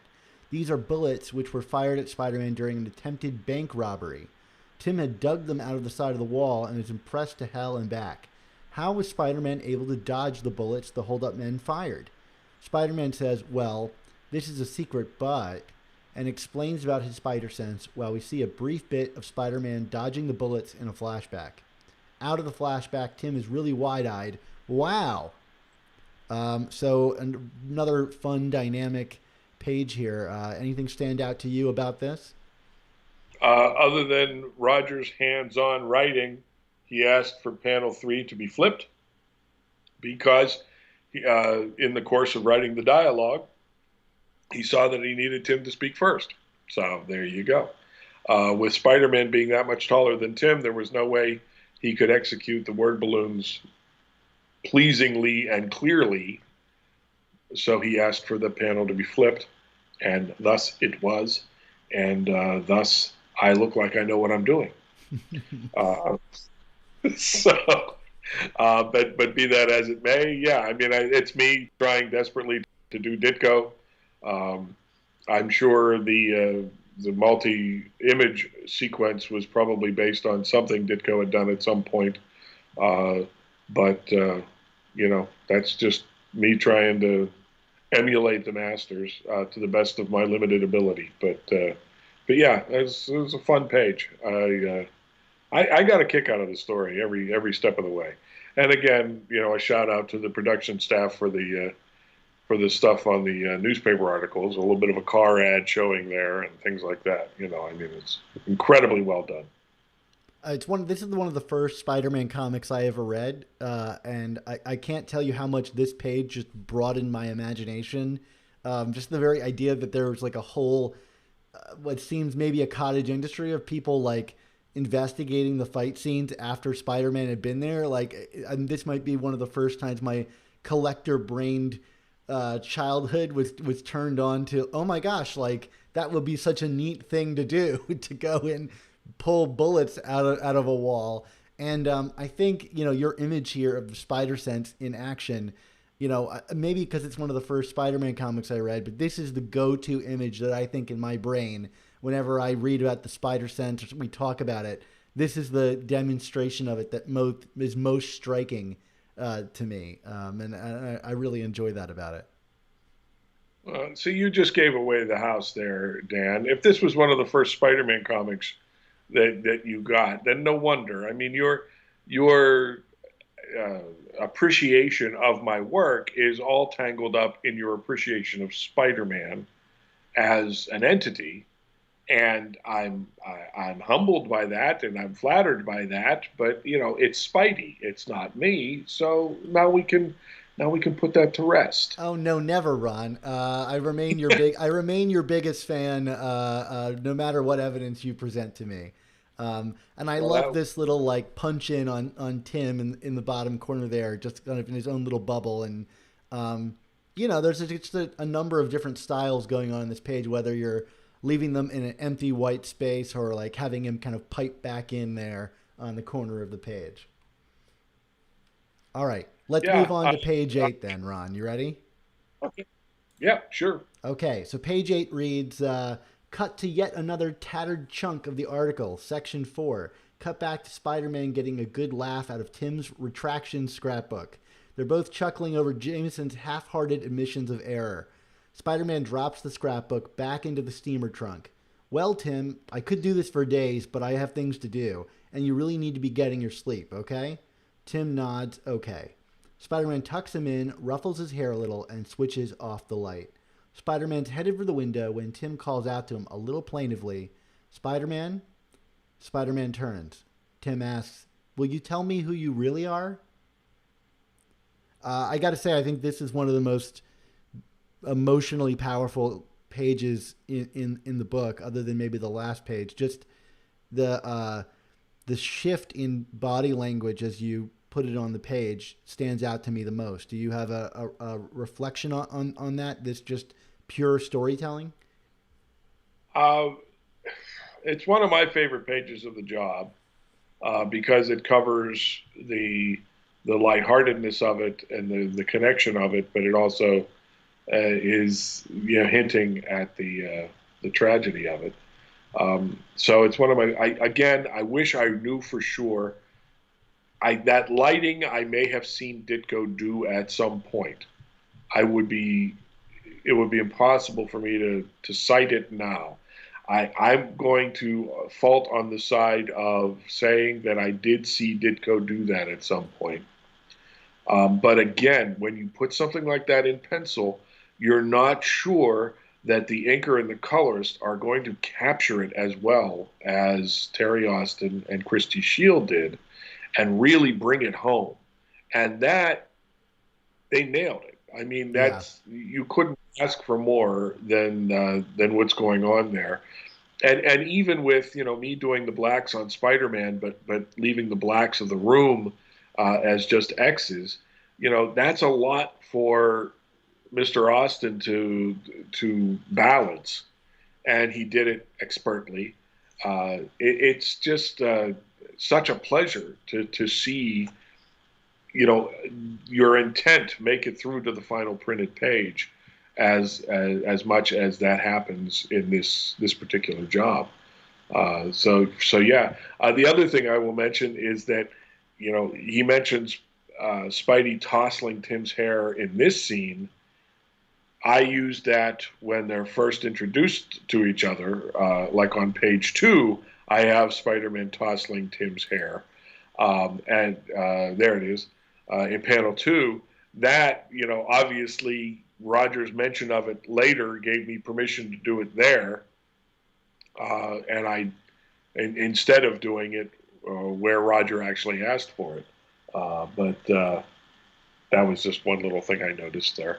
That's probably where I got the idea early in the job to do it, was from Roger's plot. So. That's really cool. Yeah, and this page, like you said, it has the kind of run of emotions, and you can really chart it. Spider-Man laughing is something you kind of never get to see. And it suggests like the comfort via which that Tim is providing him. The ability to open up like that. Even the second panel with Spider-Man, there's like a confidence and a casual nature to it. But then by the final panel, just seeing all of that heroism pulled out of Spider-Man in that image, it's really I don't know, maybe it is a Ditko thing. I don't think I've ever seen this image before, and it's the one that really hits me. And also just that cross on his body. Really nice. I don't think it's a swipe. I just wonder if I didn't see that lighting effect, where the lighting encompasses the eyepiece and everything. I'm just thinking that might have been something that I saw Mr. Ditko do at some point. But I don't believe the shot itself is a lift or a swipe. But the moment there, and again, I didn't have Spider-Man turn yet, because my feeling was this is the moment where he realizes that this is going where he was really hoping it wouldn't go. Yeah. Because Pete knows what we don't know until the end, we don't know until the end of the story what the whole deal is. Pete does. And he was hoping he could get away with this, by giving this kid a light moment and spending some time with the kid. We don't know how much time he spent, but we're assuming he spent some leisure time with the kid, laughing and looking through the scrapbook and all this kind of stuff. And he was hoping that he could keep it to that. But this is the moment. The kid comes right out and asks him, and I wanted the weight of that to be showing. I wanted to somehow visually communicate the fact that that Pete's not shocked by it, but he is stopped by it. Because he could have just said, "No, I don't think so. Bye now," that kind of thing. But the way it's framed, and as Roger said, the plaintiveness of the request, in my opinion, it's the bluntness of the request. That it all boils down to it. This is what it all boils down to for Tim. And there it is. And Pete is taking it very seriously. It's hit him like a brick. Now he's got to deal with it. And I don't think this is a request of just a child that wants like a fun answer. Like for Tim, this has real meaning to him. If his life is coming to a close as it is, this is something that will, give him a more profound connection. And I think Peter's humanity allows him to read it that way. Oh, absolutely. I mean, but the connection, the kid got the connection that he wanted with his hero. He learned more about his hero and everything. But, obviously from his collection and from what he's been sharing with Spider-Man is that Tim had recognized his heroism and his humanity way before this. I mean, why else would he keep a scrapbook of Jameson's retractions, that kind of thing? Because he always believed in Spider-Man and was always bemused or irritated by the fact that Jameson didn't. But, all of that is not lost on Pete. All of this connection that he's had with the kid, the fact that he's made himself vulnerable in those moments that we've already pointed out, he's taking it very seriously. He's taking the entire interaction incredibly seriously. But it all comes down to this, doesn't it? Yeah. So let's turn the page. This is page 9, and Stern's script reads, Spider-Man steps back to the bed, crouching there. Tim, you know that's my greatest secret. That if people knew who I was, I'd never have a moment's peace. That my friends would be in danger. Tim looks up. I'd love to tell another soul, long as I lived. Honest. Spider-Man. Yes, I believe you, Tim. Slowly, solemnly, he pulls off his mask, his face illuminated in the moonlight streaking in the window. My name is Peter Parker. I took most of the pictures you have in those newspaper clippings. More really interesting lighting going on here, Ron. I know that Stern talks about it in the script, but that panel of him pulling the mask off his head and revealing his face, this is, I guess, I don't know if you did it in Marvel Team Up, but I wonder if this is the first time you drew Peter's face in a Spider-Man comic. I mean, what an iconic way to debut that. Do you want to talk about this? It wasn't that. I had handled Pete in the more Ramita Sal Buscema fashion in my Team Up stuff. But this was, I mean, what I'm a little surprised by seeing this after all these years is how much I was extending some of these moments. Yeah. For Roger, and how incredibly well he scripted it, because the first two panels, the script is pretty much right there what he had in the plot. But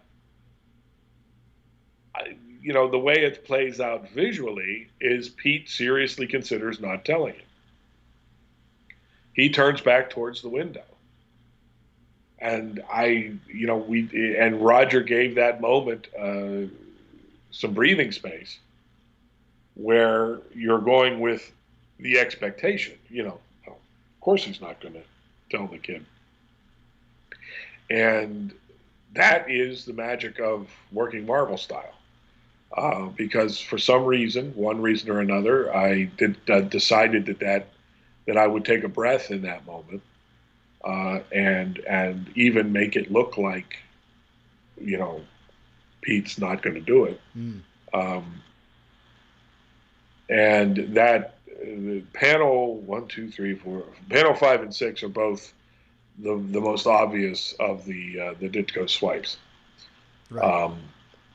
And it's possible that I was so impressed with the shot I always loved that shot of him pulling off his mask, Ditko's shot of him pulling off his mask, that I deliberately staged it so his back was to Tim when he pulls his mask off, just so I could use that shot. Right. So it's possible that I staged the scene deliberately to have, Pete's back to Tim so I could use that shot, and then suggest that he pulls the mask off with his back to him and then turns as Pete. And again, the inking and the lighting and the coloring of this, just everything works to carry through the intent of the lighting in the pencils. And it is a very, very rare thing to have that kind of synergy work. It just is. Take my word for it. And it just worked here in spades. I can see the real visual difference between the final panel where Terry really ups the shadows on Tim's face, almost as if Spider-Man's face is giving off light onto Tim. But the use of highlights there, the pure white on Peter's face to kind of draw you in there is striking. Interesting that you mentioned. Go ahead. I'm sorry. No, go ahead. Well, I was just noticing that I indicated the dresser down there at the bottom of the panel, and Terry left it out, and it's a good move. That was just cluttering the panel, and certainly in color it would have cluttered it even more. So that was along with throwing the shadow work on Tim, taking out the dresser was a really smart move.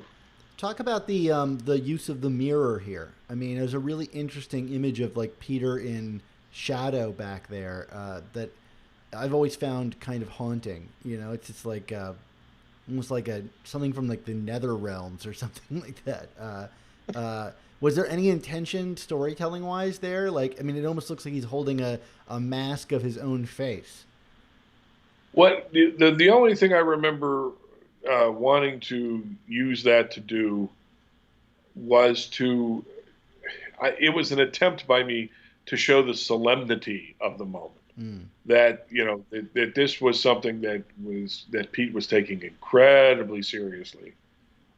He knew he was taking a chance on this kid, but he also knew why he was taking the chance on the kid, and that it was brass tacks. I mean, that's why the lighting, that's why all the stuff. That's why I wanted to use that Ditko shot, because it spoke to the solemnity, to the weight of the scene, and I think it works perfectly. I mean, everything, the attitude of the camera, the angle of the shot, the whole bit is counterbalanced by the window framing in panel 5. It all works, and it may have been more of a case, as I said, where I actually staged the first 4 panels so I could use those final 2, and I'm not going to apologize for it because I think it worked great. It's amazing that like working backwards like that in some way gave you that 4th panel, which is like one of the most striking. You know, just that, like you said, turning back to the window. There's like a level of humanity that's not in the script, and you just, it's almost like, I don't know whether happy accident or whatever, but it's a really interesting psychologically. All right, let's Well, go ahead. it just, again, what really impresses me is working plot script.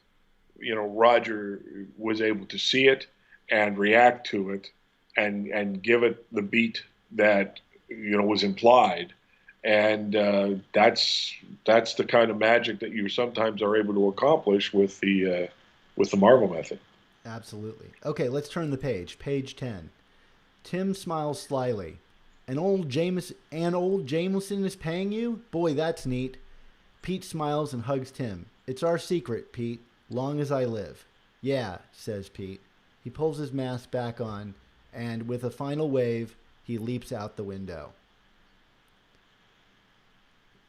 So, this page is like your first kind of like real full page of, I mean, you described your previous Peter being kind of Romita-esque.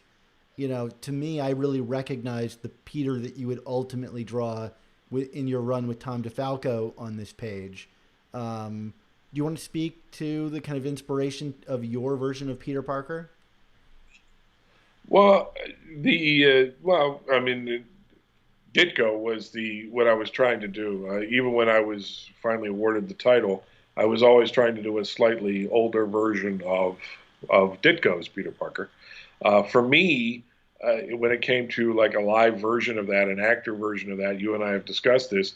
A young Tom Hanks was always somebody that I thought had that cut to his face. It was a narrower face, but it was a rounder face, a young-looking face. Actually, of all the actors that have played Spider-Man in the last 10, 15, 20 years, Andrew Garfield. I always keep confusing my presidents. That is funny. True. And Andrew Garfield really looks like a Ditko Pete to me. Yeah. An older Ditko Pete. So that's what all I was going for. Brevoort seemed to think that these faces are inconsistent on this page, which, I don't agree with. I think I pretty much accomplished what I was trying for as far as a Ditko Peter Parker. I'm not perfect, but I think I will defend at least a consistency on this page. This is one of my favorite pages. Panel 3 is one of my favorite panels of the entire job. What specifically do you see in it? I mean, I love it too, but I'm curious to hear what you see in it.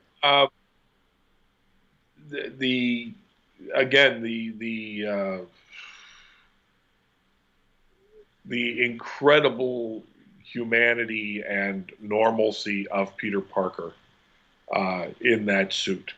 You take off the mask and he's sitting there, being Pete, and he's exposed. It's just, that's Peter Parker in a Spider-Man suit, which is, when you are lucky enough to tell Spider-Man stories, it behooves you to keep in mind that every Spider-Man story is a Peter Parker story, and that Spider-Man is just a costume that he wears. Is the suit. The suit affects some of his outward affectation. He becomes more of a wiseacre, all that kind of stuff. But if you tell a Spider-Man story, whether Pete takes off the mask at any point during the story or not, you are best served by considering it a Peter Parker story.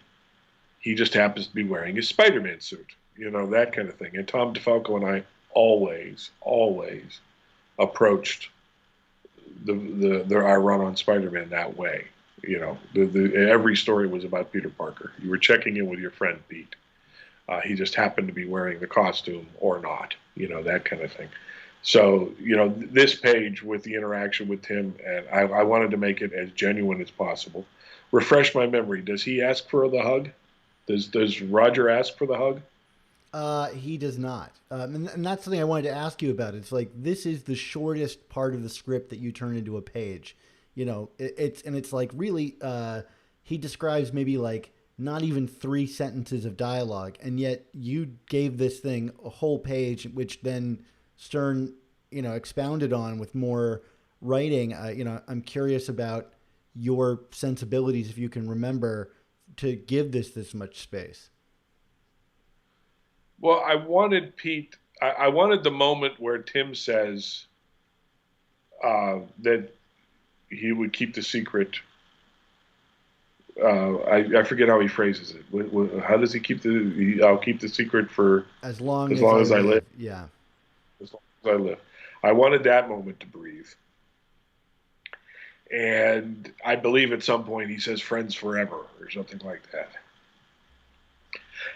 I'm getting choked up. uh, yeah, I really wanted this moment to breathe because it's the whole point of the 11 pages, quite simply. So I didn't want to. It took us, 10 pages, 9 pages to get here. I wanted to make sure that it paid off emotionally as far as the bond between Pete and Tim. So I can't help, for me, that fifth panel of Pete's face while he's hugging Tim, and Tim in the previous panel is smiling ear to ear, but Pete knows this is the last time he's going to see this kid, and he's saying goodbye to him forever. And the mask is a bit of an escape from that, but just that's I was go ahead. yeah I was just going to say that's why there is no extra beat between the last two panels, because Pete went from that panel to getting the mask on as quickly as possible because he didn't want Tim to see. Right. That's a good point. Well, thank you, Ron. Let's get to the last page here, the one that I think everyone remembers the most, perhaps. Here's what it reads. Outside, we see Spider-Man bounding off through the trees, away from the little bungalow building Tim's room is in, until Spider-Man reaches a high stone wall. He looks back towards the building a moment and then leaps away. Finally, we see a plaque on the stone wall which reads, Slocum Brewer Cancer Clinic. And the last piece of the article is overlaid on the scene, explaining how Tim has just a few more weeks left to live. I think it's safe to say that this is the sucker punch of the book. After the book ends, Stern writes, End. JR, milk these final scenes with Spider-Man and Tim for all you can. We got to make them cry out there. Which I would say success. Do you want to reflect on this page? One, maybe reading this story for the first time and getting here, and then two, how you chose to kind of visually depict this for maximum effect. Well, I didn't want Spider-Man looking back because I traded that for panel 3, where he is out of Tim's eye line. He left Tim in bed, so he knows he's out of Tim's eye line, and he's wrecked. So I took that beat as the opportunity to see the sign. And I love what Roger used in the final newspaper clipping, because it's so brief and kind of brusque in the plot, but he really kept the emotional impact in Jake Conover's prose style, in his writing style, and it just kills. I mean, it's fantastic, and once again, you don't always get this, but there are, if you look at panel 2, again, working layouts and finishes, is Mr. Austin gave me the stars, but he decided, no, the trees will be in shadow and the sky will be open. That's the opposite of what I was asking for, but he made it work incredibly, incredibly well. He made all the shadow work that I was going for on the wall work incredibly well. And again, between Terry Austin doing the spider web and the spider eyes as a surprint on an extra layer to be printed in color, and the colors that Christy Shield chose. It's incredible. It's just magical. I mean, it all came together incredibly well. And as I said before, very seriously, it don't always work like that. You don't always get those kinds of gifts page after page for 11 full pages. I can probably count on one hand the number of jobs I've done that have just landed this well. I mean, I'm a very fortunate guy. I've worked with some of the best thinkers in the business. I've worked with some of the best colorists in the business, and I appreciate every success that I've had. But you do not get this a lot. There's always something that kind of fouls the pot at least slightly. That kind of thing. This job, it doesn't have that. It really doesn't. Everybody brought their A game, and I think every intention lands perfectly for the reader. And from the response we've gotten from people, apparently it landed for the reader as well. So I mean, that you can't ask for more than that. People are crying in our comments feed right now. So if that gives you any indication, well, if they're not crying yet, Dan, I suggest you read the actual copy from Jake Conover's last newspaper clip. Go ahead. Well, yeah, I can do that if you give me just a second here.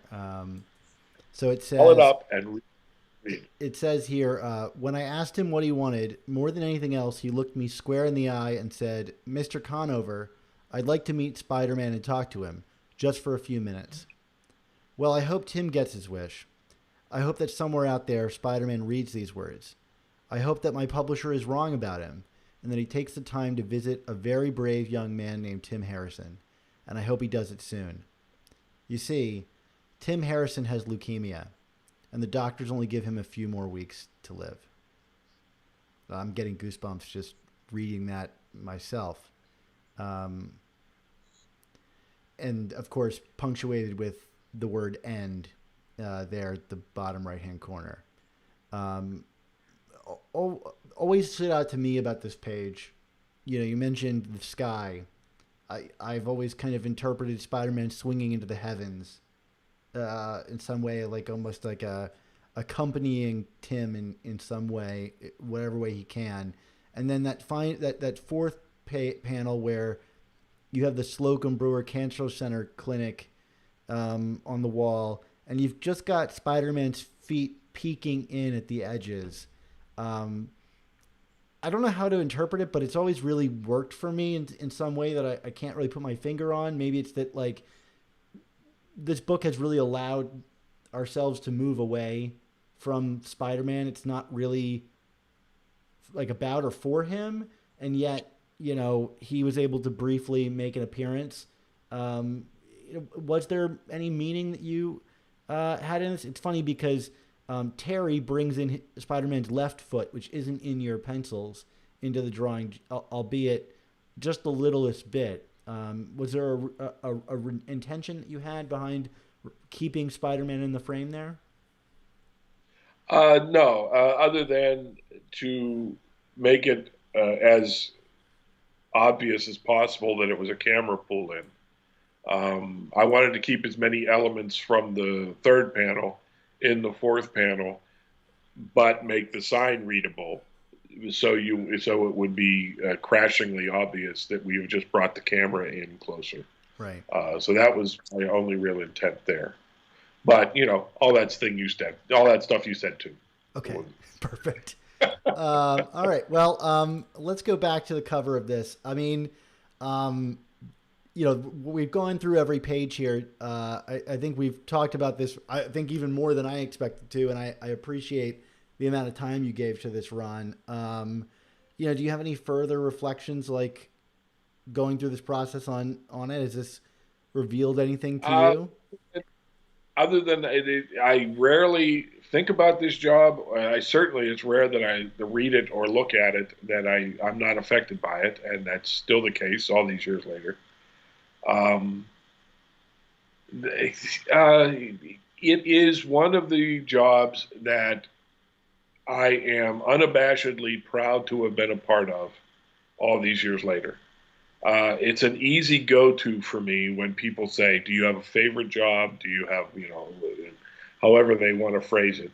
Because, especially when I started co-plotting with Tom DeFalco and everything, so many of these jobs are my babies that it's impossible for me to choose favorites. But in the overall impact of doing a story like this that has, and it's not a matter, well, I guess it is a matter of ego. It's ridiculous not to bring my ego into it, but to have this story show up in a lot of people's greatest Spider-Man stories uh, lists, to have only been on Spider-Man for a couple of years with Tom, uh, as unfortunate as that was, to have left some impact, to be a part of something like this.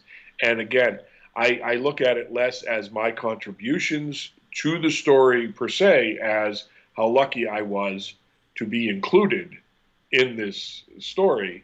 Uh, that it's always going to be a very special thing for me. It's going to be a contribution to the Spider-Man overall mythos that I'm very proud of, and that uh, I'll defend it. And it's one of those things where I've actually heard people say disparaging things about it because they think it's a big waste of time, because they'd rather just see the umpteenth Spider-Verse story or something, that kind of thing. And I don't really understand it, because these explorations, whether they're 11 pages or 10 pages or 60 pages, these explorations of who Peter Parker is as a human being, to me, have always been far more important than, Spider-Man's feats, that kind of thing, to use that terminology.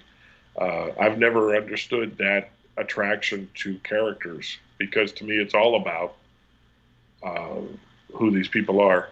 That's what Stan brought to the table. It's the stories are worth telling because of who these people are uh, when they're not using their superpowers.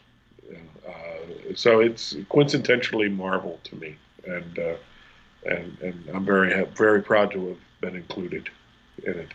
Well, I think that's so curious because, this story has had many imitators over the years. Even in the pages of Spider-Man, and it's kind of become like a template for stories that would plumb these kind of human depths of the character.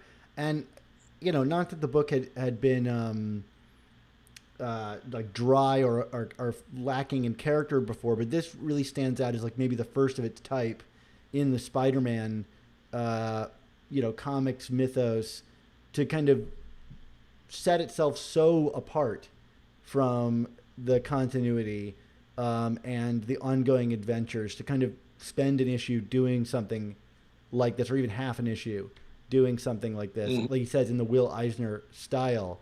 In many ways, it set up a new template.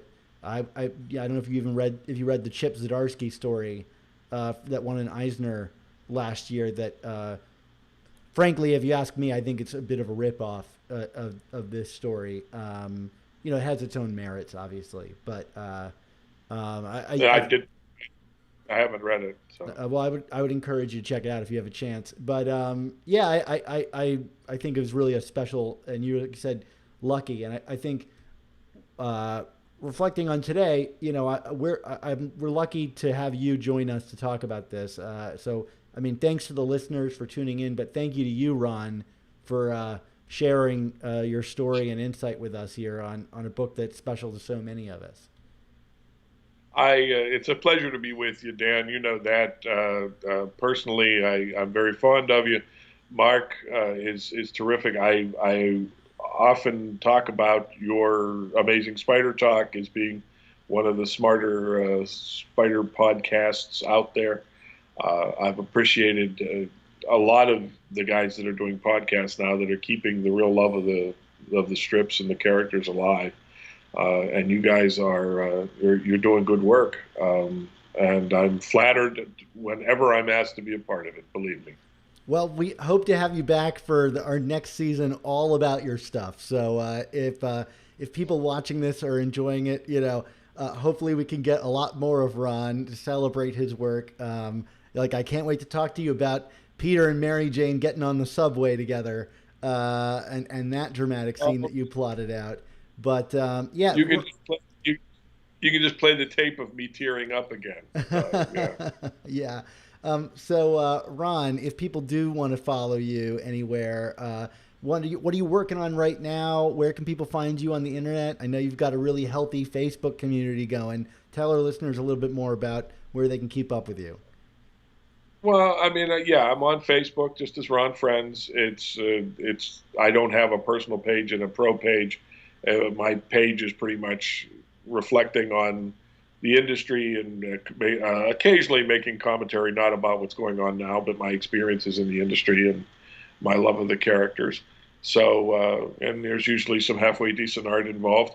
I'm represented by CatskillComics.com for commissions and original art. There's not much original art left at the moment, but as far as from the Marvel or DC stuff, but that is where you can contact me if you're interested in a private commission.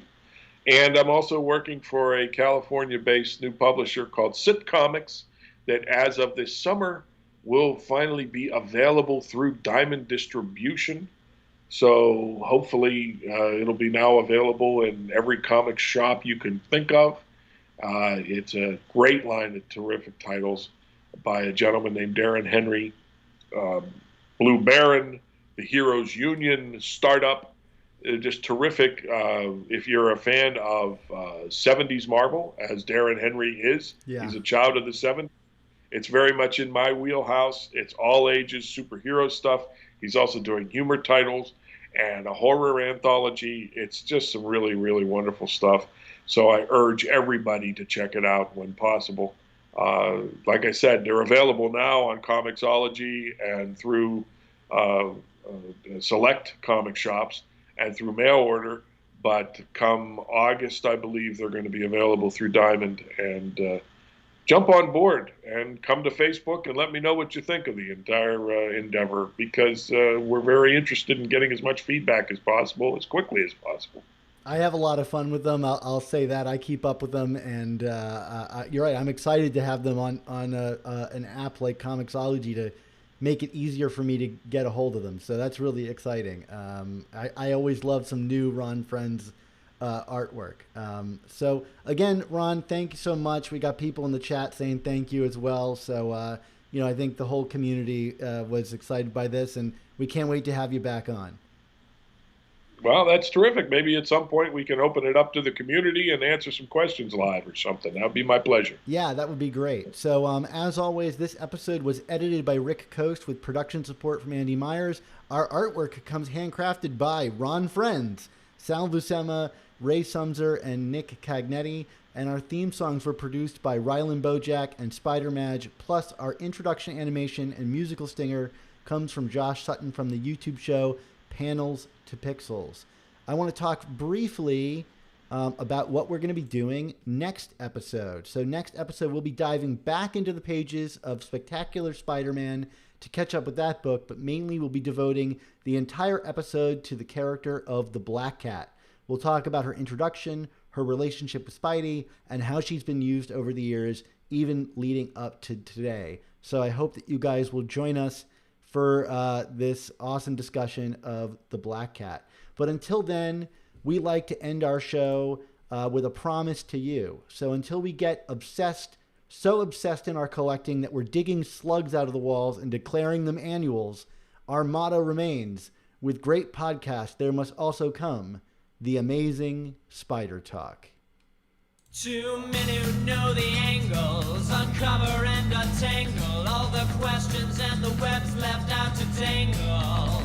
I'll be in 1962, last Wednesday's afternoon. They'll bend your ears with reckless self-abandon.